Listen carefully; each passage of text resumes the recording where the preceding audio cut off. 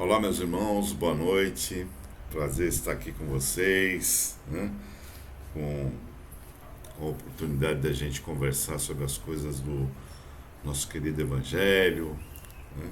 Queria aí deixar um abraço aí para a Diana, o Carlos Médici, para o Francisco, o Chicão, o Celso Seara e o Luciano da Gata, aí, esse pessoal todo aí, aí da Casa do Tio Ormindo, que faz um trabalho maravilhoso, né?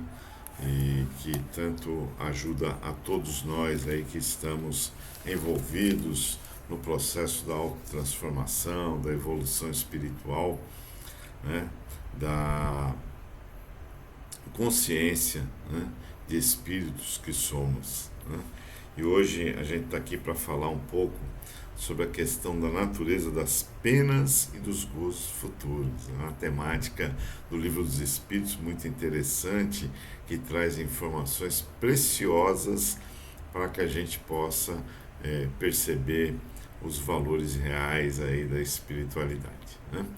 Então vamos iniciando o nosso trabalho com a nossa prece, né? Orar é realmente muito importante, é a conexão que a gente trava com a espiritualidade superior, trazendo para todos nós energias mais sutis, renovadoras, para que a gente possa seguir na nossa caminhada, né?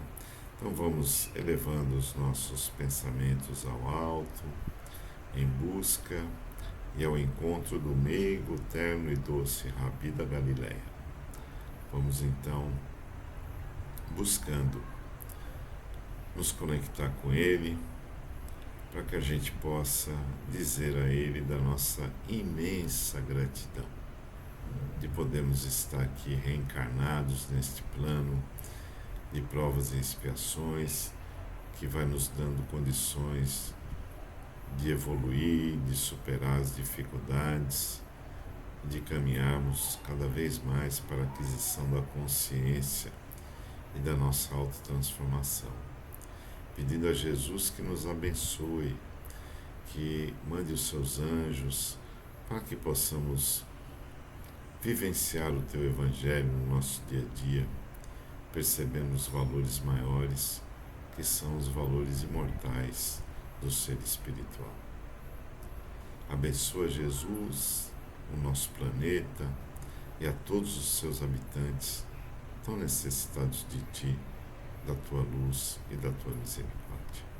Fica conosco, Senhor, iluminando, nos conduzindo, não somente hoje, mas por todo o transcorrer da nossa eternidade. Que assim seja. Muito bem, meus irmãos, que a paz de Jesus possa adentrar e permanecer nos nossos corações, e que haja amor, compaixão e paz entre todos os seres do universo. Então hoje vamos trabalhar um pouquinho as informações que o Livro dos Espíritos nos traz sobre a questão da vida futura, né? Onde a gente vê, né, lá no capítulo 2 do livro 4, né, das esperanças e consolações. Esperança é algo fundamental para a gente sobreviver no nosso planeta. Na verdade, a esperança nos movimenta para que a gente possa dar continuidade na nossa caminhada, né? E as consolações, né? Porque todos nós também precisamos, passando pelas intempéries do caminho, receber o consolo, o conforto, né, de que existem perspectivas melhores no caminhar, né?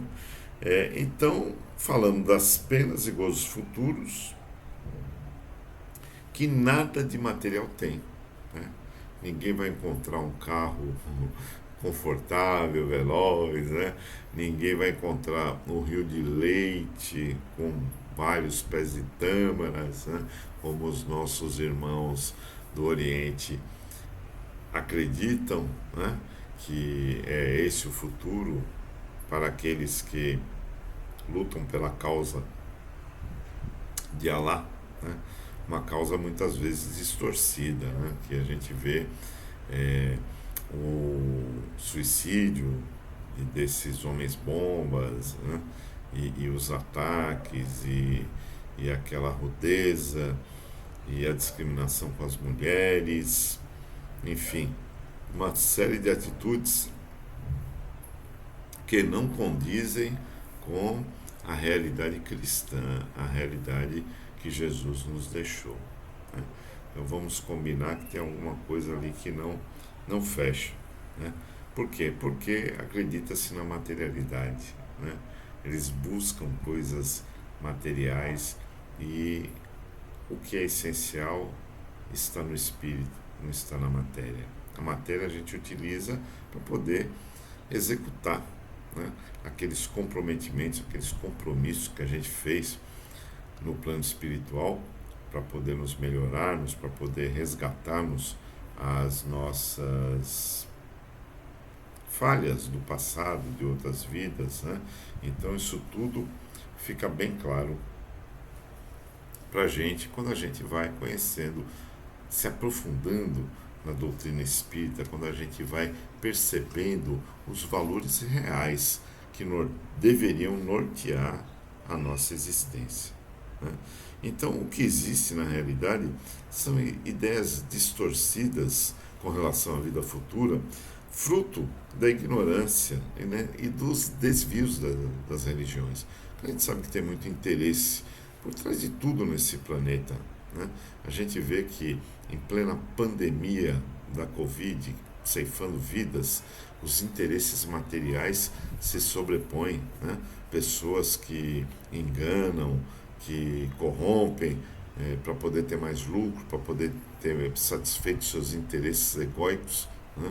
Em detrimento da vida das pessoas, né? Então é uma situação realmente grave e a gente vê que há distorção em tudo. Nas religiões não seria diferente, porque o componente principal de tudo é o ser humano que está aqui encarnado, o espírito encarnado, né, como um ser humano, e que está ainda numa condição muito incipiente, né? Ainda está numa ignorância, num torpor material muito grande, o que dificulta sobremaneira o valor, a percepção das coisas do espírito, né? E a gente vê o quê? Né? Que as pessoas não têm uma visão muito clara, né, sobre a continuidade da vida. A reencarnação, por exemplo, né? A reencarnação é conhecida na história muito antes de Cristo, né? Ela inclusive foi retirada do cristianismo, né, em 553, num concílio de Constantinopla, quando, né, o imperador Justiniano, né, incentivado por sua esposa Teodora, convocou esse concílio, porque a força do reinado era muito grande, né, na Idade Média, e eles impunham os seus desejos, né? Tanto é que o imperador Justiniano, que foi, de certa forma, induzido pela sua esposa Teodora, que era uma ex-prostituta, que ele retirou da prostituição e que, como se tinha o conhecimento da reencarnação, ela abandonou as suas amigas, que começaram a falar mal dela e começaram a jogar praga e a dizer que ela teria uma reencarnação, né, como um animal, né? E aí ela se revoltou com aquilo, não aceitando essa situação, pediu que Justiniano convocasse esse concílio, pedisse para o Papa vir, para poder retirar a reencarnação, né, do concílio e assim evitar que ela reencarnasse como um animal, né? Vejam vocês que a ignorância era muito grande, né? Como se retirar do papel alguma coisa fosse da vida, né, aquela situação e modificar esse contexto, né? Então, uma coisa impossível, impraticável. E o Papa não queria, à época não queria fazer, mas foi convocado de uma forma muito sutil, muito elegante, né?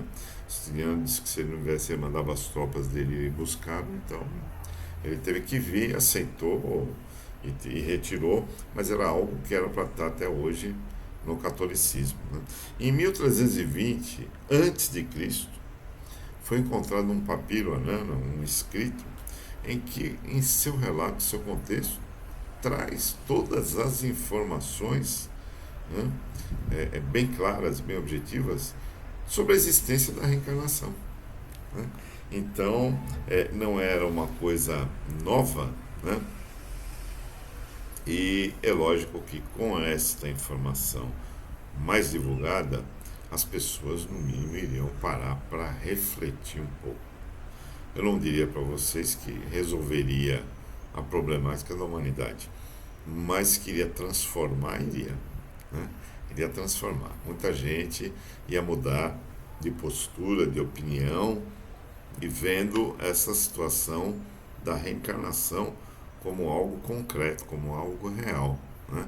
Porque se a pessoa sabe que depois vai ter que reparar, resgatar coisas que não deveriam ter sido feitas, então elas vão pensar, refletir um pouco mais sobre o contexto que estão agindo. Né? Então isso é muito importante, né? Essa questão, que infelizmente hoje é conhecida através da doutrina espírita. Os budistas reconhecem, os hindus reconhecem a reencarnação, mas até com a mente em psicose, que diz que o espírito pode reencarnar no corpo do animal, o que nós sabemos ser impossível, impraticável. Né? Kardec diz que no máximo a gente vai estacionar, não mais que isso, não há possibilidade de regredir. E esse estacionamento também é proporcional, relativo a um determinado período, porque se o ser espiritual não quiser continuar a sua jornada, ele vai ser impulsionado a evoluir, porque ou a gente evolui ou a gente evolui. Graças a Deus, vamos todos evoluir, porque foi Jesus que nos disse. Né? Então, esse conceito material é um conceito distorcido. Né? E quando você fala, por exemplo, de felicidade, né? Qual é essa felicidade que a gente tanto busca aqui no planeta Terra, mas o próprio Jesus, o próprio Kardec falou que a felicidade não é nesse mundo. Né? Então, que a gente tem que buscar a felicidade em outros níveis, outros mundos. Por quê? Porque aqui vivemos num mundo muito materializado. Né? Então, à medida em que a gente vive num mundo muito materializado e também nos envolvemos com essa materialidade, a gente não vê a real dimensão daquilo que poderia vir a ser a felicidade, que está muito distante de aquisição de bens, de valores da matéria, mas que sim são valores sutis, etéreos, são os valores do espírito. Né? Então, os bons espíritos são felizes no sentido de que eles não têm ódio. Né? Imagine, os bons espíritos não têm ciúme. Olha que coisa impressionante. Imagine, né? Principalmente para o público feminino, né? Me desculpe as nossas amigas, mas realmente é mais notório esse sentimento no ser feminino do que no masculino. Não que o homem também não tenha, tem, mas eu acho que é mais comedido e num grau menor. Então, o ciúme, que é algo que é a posse, né? Tomar conta, a falta de autoestima, né? Elevada, porque quem se ama, quem tem uma autoestima elevada, não tem ciúmes, quem está consciente do seu valor. Então, simplesmente, se a outra pessoa não gosta, não quer, não convive, não vai dar continuidade. Né? O ciúme não se justifica, né? Porque nada é nosso, né? É apego. Ciúme é querer ter a coisa só para si ali, administrar aquilo como uma propriedade que não temos de nós nem o corpo. Até o corpo é um empréstimo, né? Que a gente vai depois prestar contas de como a gente conduziu, de como a gente cuidou. Né? Então, lá não tem ciúme, não tem inveja, não tem ambição, né? Não tem qualquer tipo de paixão. Né? é sereno, é aquele amor realmente equilibrado, né? Também não se paga conta, não tem conta de luz, não tem bandeira vermelha, né? Não tem nada disso lá, né? Inclusive cartão de crédito também, lá não rola. No outro lado, no umbral, eu não sei exatamente como é que funciona. Eu tive uma experiência aí de Covid que eu passei uma boa parte aí internado num hospital espiritual e parece que não era do alto não, viu? E lá rolou até Pix, né? Cartão de crédito. Parece que ainda não conseguiram conectar com as operadoras, que foi a salvação. Mas passaram meu cartão lá nesse outro hospital que eu estava, passaram. Então, no baixo umbral o negócio pega, mas no alto não, no alto não temos esse tipo de situação que é muito pertinente à matéria, pertinente a nós aqui que estamos encarnados, né, neste plano de provas e expiação. Né? Então, a matéria aqui, nós estamos aqui com a matéria como uma forma de satisfação para os encarnados. Né? Para nós que aqui estamos, a matéria traz um reflexo de satisfação. As pessoas se comprazem em ter um carro, se comprazem numa comida, se comprazem no desejo sexual, se comprazem nas vaidades, se comprazem porque eles não têm a compreensão da vida espiritual, não percebem o valor da vida espiritual. E aí o que acontece? Né? Acontece este apego às questões materiais, porque a pessoa está sempre em busca de satisfazer o seu prazer, a sua satisfação, que ele não vê no campo do espírito, então ele vai em busca no campo da matéria, porque ele não tem essa visão. Né? Até os que já tem um conhecimento mais aprimorado com relação aos valores espirituais, ainda tem dificuldade de interpretar, de entender e de vivenciar essa questão da espiritualidade. Né?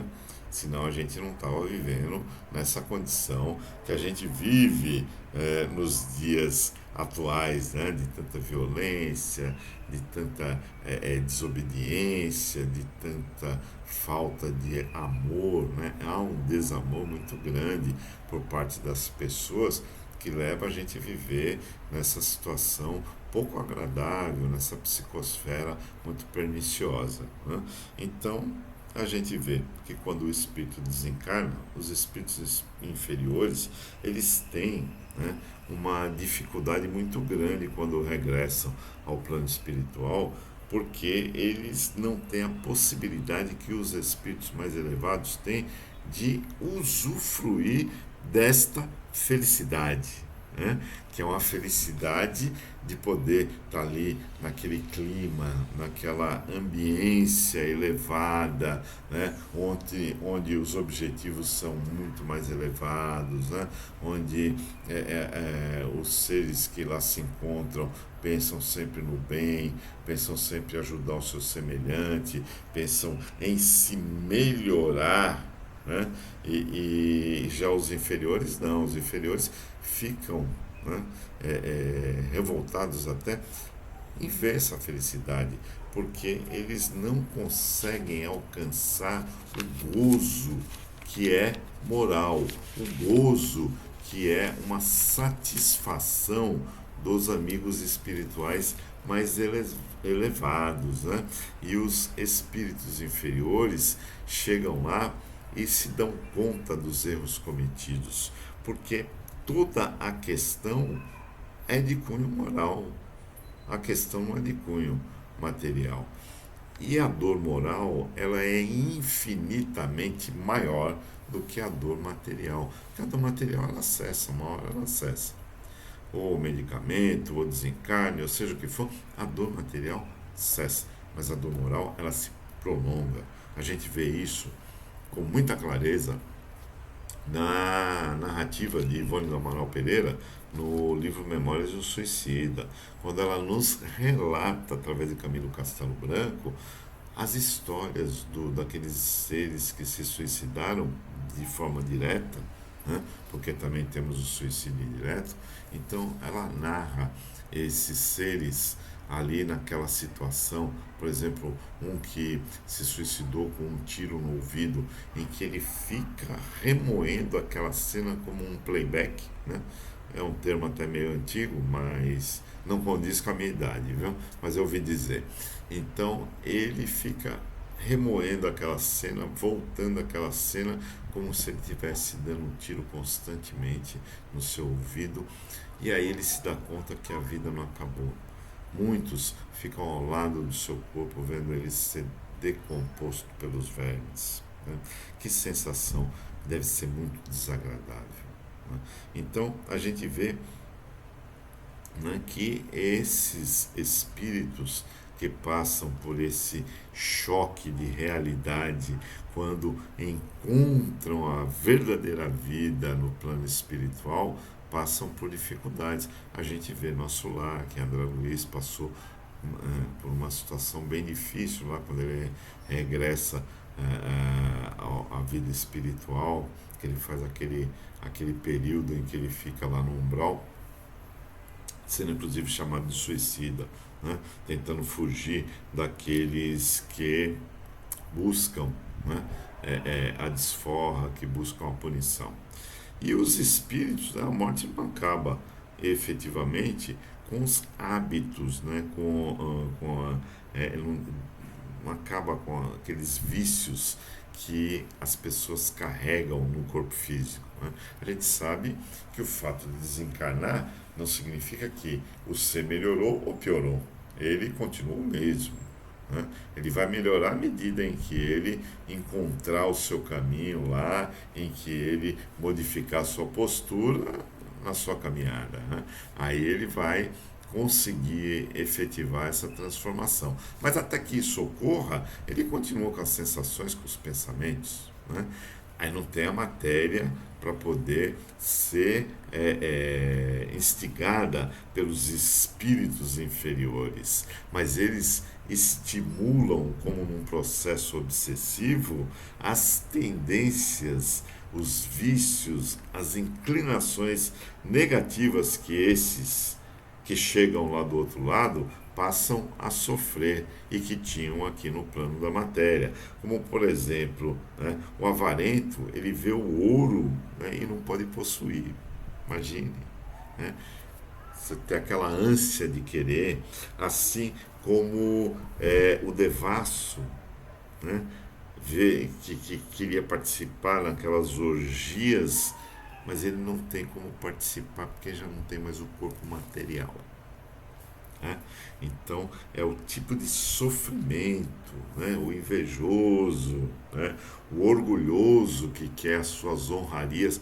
E como é interessante, eu participei de uma mediúnica em que uma vez o espírito chegou lá, estava até consciente que tinha desencarnado e tudo mais, estava até numa condição, digamos que aparentemente razoável, mas ele queria, porque queria levar, né, de um castelo em que ele habitava, as medalhas que ele havia ganho, e aquilo incomodava ele não conseguia se desprender dos títulos, apesar de saber que estava desencarnado.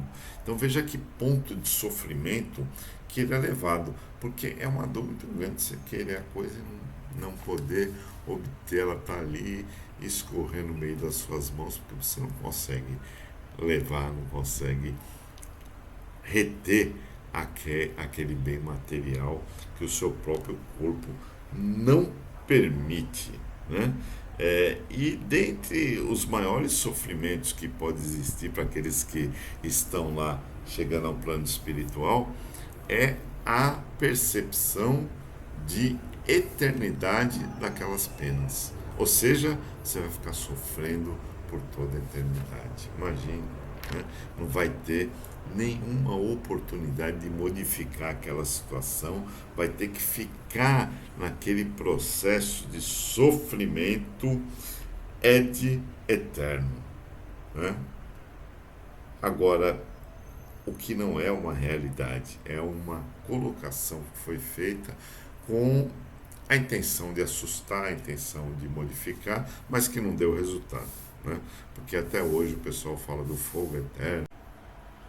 Então essa questão do fogo eterno é uma questão realmente muito simbólica, né, que o próprio Jesus utilizou, né?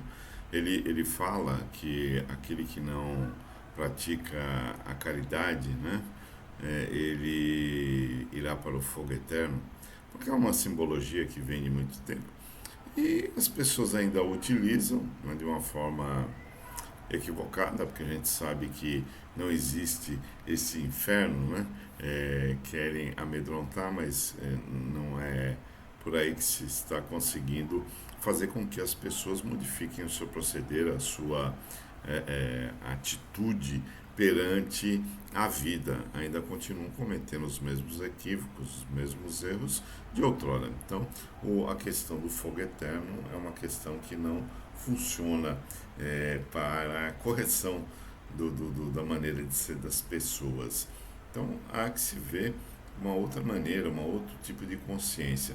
Realmente a consciência espiritual, a consciência do ser que chega ao plano espiritual desapegado dessas coisas materiais, que chega numa condição melhor de ter feito um trabalho de evolução, um trabalho de autoconhecimento, um trabalho de transformação moral e chega lá em condições de usufruir efetivamente aquilo de melhor que existe para cada um de nós, né, nesse plano celeste. É muito mais interessante essa consciência aqui no plano da matéria do que a ameaça, né?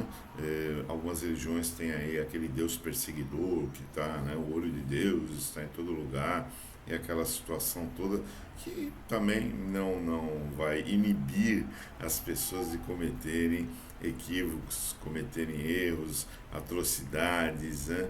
De deixarem de reconhecer o seu semelhante como o seu irmão de caminhada. Então isso realmente não traz um fruto, não traz um resultado satisfatório para com relação ao processo da evolução já aqui do planeta, né? Porque o processo de usufruir essas penas e gozos futuros, ela está atrelada exatamente com o processo que nós vivemos aqui no planeta. A consequência será, né, os gozos futuros ou as penas, dependendo daquilo que a gente faz. Mas efetivamente o acontecimento está aqui na nossa atitude, no nosso dia a dia, nos nossos conceitos, na nossa transformação, no nosso estilo de vida, né, quando a gente se preserva, quando a gente faz o melhor. Então, vamos receber a consequência daquilo que estamos fazendo hoje.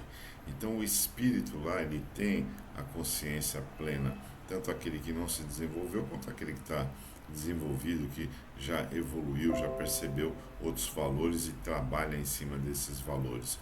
Então aquele que não descobriu ainda essa realidade, essa condição de fazer uma vida melhor para ter um resultado melhor, vai ficar lá sofrendo ainda as consequências daquilo que ele fez aqui. Então a dor moral, né, que é o que vai fazer com que ele sinta mais com relação àquilo que ele deixou de fazer durante a sua jornada no planeta Terra, porque aqui estamos para nos provarmos e para expiarmos aquilo que não foi bem trabalhado da nossa parte, né? Então, o mal praticado vai gerar o que? Remorso, o medo, a vergonha, né? A dúvida, o isolamento, as trevas, a separação dos entes queridos, porque você vai estar de acordo com a sua vibração. Nosso lar é muito rico nesse aspecto, que ele traz informações preciosas. Aliás, André Luiz trata, né, na sua coletânea, na sua coleção, do fato da vida no plano espiritual. E abre com o nosso lar que é um excelente livro e filme que traz a vivência prática e as consequências, né, daquilo que se fez enquanto encarnado. Tanto é que ele chega já no umbral e é tratado como um suicida. Né? Ele não entende aquela situação. Então ali se demonstra que as atitudes que ele tomou foram atitudes equivocadas que levaram a ele chegar mais cedo no plano espiritual. E aí ele teve que passar aquele período, também boa parte daquele período ele passou, porque ele também não abriu seu coração para orar, ele não abriu seu coração para se conectar com a espiritualidade que estava ali do lado, tentando resgatá-lo, mas como ele não via, ele não percebia, ele não abria o seu coração para a sintonia do bem e da evolução, então ele teve essa dificuldade de se conectar com a espiritualidade. E aí ele demonstra nessas andanças as consequências, até que ele é socorrido e no hospital o médico é bem claro com ele com relação ao suicídio. Ele fala, uma pena que chegou pelo suicídio, ele se revolta, fala que não, que ficou na mesa de cirurgia, que sofreu e tudo mais. Mas na realidade ele só foi para a mesa de cirurgia porque ele ficou nas noitadas, nas bebidas, enfim, e aí a coisa seguiu um rumo diferente do que havia sido programado para a encarnação dele. Então ele ficou sofrendo a consequência do que ele havia feito enquanto encarnado. Então isso é muito importante para que a gente possa ter uma visão mais clara, né, exata, precisa daquilo que nos ocorre à medida em que a gente não cumpre o nosso papel, né, durante o nosso processo reencarnatório na matéria. Aí a gente vai voltar para o plano espiritual e vai coletar aquilo que a gente, né, plantou lá. Os espíritos inferiores, por exemplo, né, ficam nesse processo da reencarnação estimulados, né, pelo que vem dos outros bons espíritos. Né? Então é muito importante essa parte, assim também como a questão, né, dos bons que não se afetam efetivamente com a situação daqueles que são próximos e que lá se encontram. Né? Tem uma historinha, inclusive, do Dr. Alberto Almeida, que é muito interessante, que ele conta sobre a secretária doméstica Domingas. Né? Ele fala que Domingas, que é evangélica, né, e muito ferrenha defensora daqueles padrões, né, de que só os evangélicos estão salvos, e ele disse que um dia foi lá, já todo mundo havia tomado café, ele foi tomar café mais tarde e sentou-se na copa. Domingas estava lá lavando a loucinha dela lá do café da manhã e ele começou a arquitetar um questionamento a Domingas, uma figura tão interessante que ele narra. E ele falou, Domingas, tu sabes que eu tenho me esforçado para ser uma pessoa melhor, para ajudar o próximo, eu tento fazer para com o meu semelhante aquilo que eu desejo para mim mesmo. Então, tu sabes que eu me dedico no bem, eu sou uma pessoa para o bem. Né? Me diga uma coisa, Domingas, quando eu morrer, para onde eu vou? E ela disse que nem olhou para ele, lavando a sua loucinha, estava lavando sua loucinha, ficou e falou para ele, o senhor vai para o inferno, o senhor não aceitou Jesus? Aí disse que ele parou, ficou refletindo e falou, poxa, que dureza de coração, mas tudo bem, deixa comigo, eu vou conseguir vencê-la. Né? E aí ele virou para ela e falou, Domingas, está certo, então eu vou para o inferno. Né? Agora vamos supor que eu estou viajando, eu e sua mãe, estamos no avião, né? E o avião tem uma pane, o avião cai, e vou morrer eu e sua mãe. Sua mãe, Domingas, repare, sua mãe que lhe gestou 9 meses, né? Sua mãe que lhe criou, lhe educou, deu de amamentar, cuidou de você nas horas das dores, nas horas difíceis, né? Tudo ela fez por ti, que tem um amor imenso por ti. E aí, Domingas, para onde vai a sua mãe? Aí, Domingas deu uma paradinha na louça, estava sendo lavada, virou-se para o doutor Alberto Almeida e falou: vai para o inferno junto com o senhor, que ela também não aceitou Jesus. Aí ele falou: mas Domingas, até tua mãe não tem um jeito de. Não, doutor, vai para o inferno. Pois bem, aí ele falou: bom, agora eu preciso dar uma cartada fatal para poder reverter essa situação.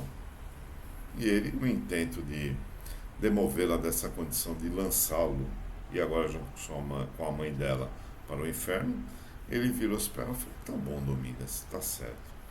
Agora, Domingas, me diga uma coisa: você vai estar lá no céu, né? Passeando lá, batendo suas asas, e eu e sua mãe vamos estar aqui embaixo no inferno.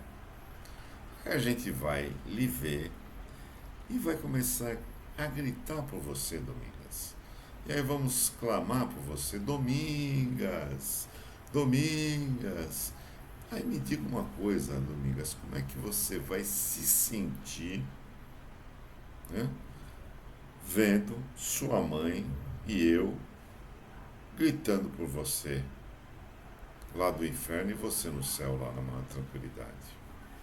Aí Domingas se entusiasmou, né? Domingas parou novamente de lavar sua louça, virou-se para o doutor Alberto Almeida e falou: não, doutor, a coisa não é assim não. Preste bem atenção. A gente vai morrer e vai ficar dormindo. E aí Jesus vai voltar. E aí vai ter o juízo final. Os bons como eu vão para o céu. Os maus como o senhor vão para o inferno, porque não aceitaram Jesus. E aí a nossa memória vai ser apagada. Então o senhor pode ficar gritando lá com a minha mãe à vontade. Eu não vou lembrar de vocês mesmo. Não vai ter nenhum tipo de problema. E aí, doutor Alberto Almeida realmente reconhece que não há como convencê-la de outra circunstância que não a ida do doutor Alberto Almeida e a mãe de Domingas para o inferno, porque é uma concepção, né, criada na mente dela, que ela assimilou e pronto. Então, se ela não tiver naquela religião, não há condição de ser salvo. Vai ficar naquela religião, né, para ser salvo. Se não tiver lá, não vai ter direito a ir para o céu, vai ficar no inferno, né? E evidentemente todos nós sabemos que não é exatamente assim que a coisa funciona. Aliás, Domingas tem uma grande possibilidade de se decepcionar quando regressar ao plano espiritual, porque vai ter informações bem diferentes daquelas que ela recebeu. Eu mesmo tive a oportunidade de receber um espírito numa sessão mediúnica em que ele era evangélico e chegou querendo saber do céu, porque o pastor havia lhe prometido que ele iria para o céu, né? E aí, o que estava acontecendo? O que era aquilo? Aquilo era o inferno, aquilo não era o céu. O que estava acontecendo ali? E aí ele ficou bem chateado naquela situação. E eu tive a intuição de apontar para ele que estava chegando um pastor da igreja lá que iria explicá-lo, até porque no processo de evolução o que conta não é a religião, o que conta efetivamente são os feitos, né, que a gente tem, são as ações que a gente fez aqui na Terra. É tudo isso que vai refletir o nosso posicionamento. Jesus em nenhum momento vai querer saber qual é a religião que nós seguimos. Ele vai querer saber o que nós fizemos, qual foi, dentro da proposta que trouxemos para a nossa reencarnação, as nossas atitudes, qual foi a nossa postura para com a vida durante o período em que a gente esteve aqui encarnado e no nosso regresso, né? O que é que a gente vai apresentar? Chico foi recebido por Jesus, né? Mas o trabalho de Chico foi grandioso, né? Evidentemente não foi a primeira reencarnação dele, mas foi um trabalho fantástico. Ele se doou, se dedicou. Então vale a pena a gente se doar, se dedicar, né? Vale a pena a gente abraçar esta causa, né, que Jesus nos propõe, de amarmos ao nosso semelhante, de fazermos o melhor de nós mesmos em prol da nossa evolução, da nossa caminhada para o amor e para a luz, né? Mas a gente tem que estar atento que precisamos efetivamente produzir a transformação em nós mesmos e fazer com que essa transformação seja visualizada pelo nosso semelhante. De que forma? Através das nossas atitudes renovadas. E aí sim a gente vai ser merecedor do reino dos céus, né? Uma outra questão muito importante que a gente encontra lá no plano espiritual é a revelação da nossa própria identidade, né? Mas como? Não somos o que somos? Em termos, aqui nesse planeta de provas e expiações, a gente desempenha vários papéis, né? Não somos exatamente um único personagem. A gente carrega as personas, né? As nossas máscaras, e muitos têm várias máscaras. Muitos são uma personalidade em casa, outra personalidade no trabalho, outra personalidade no meio religioso, outra personalidade em meio à família e por aí afora. E vai desempenhando papéis como se vivesse vários personagens de uma grande novela. Só que quando regressamos ao plano espiritual, e é interessante porque a mediunidade ela vai fluindo, ela é uma perspectiva inquestionável, os espíritos se comunicam, né, através do pensamento, né? Então não precisa usar o aparelho fonador, como é o nosso caso aqui, que estamos fazendo isso agora. Através do pensamento, a gente transmite as nossas ideias. E os bons espíritos mais elevados, e também alguns inferiores, conseguem perceber o alcance desses pensamentos, né? Tanto é que hoje mesmo, é, os espíritos desencarnados que estão ao nosso derredor, eles estão percebendo pelas nossas vibrações, pelas nossas intenções, aquilo que verdadeiramente queremos. Então não adianta a gente querer enganar, né, a espiritualidade, querer enganar as pessoas, aplicando ou tentando passar por um papel que não é aquele que a gente efetivamente está de posse, né? Então nós temos alguns casos lá, vamos voltar para o nosso lar, como eu disse, muito rico nesse processo para essa temática, e ele fala da questão, né, do um devedor do pai de André Luiz desencarna, e André Luiz está entre os espíritos que vão receber uma série de desencarnados, não só ele como outros também. E André Luiz, quando ia efetuar a cobrança dos aluguéis para o pai dele, que ia até esse espírito que estava chegando lá, ele não era assim muito gentil, não era muito cavalheiro, ele não era uma pessoa muito bacana.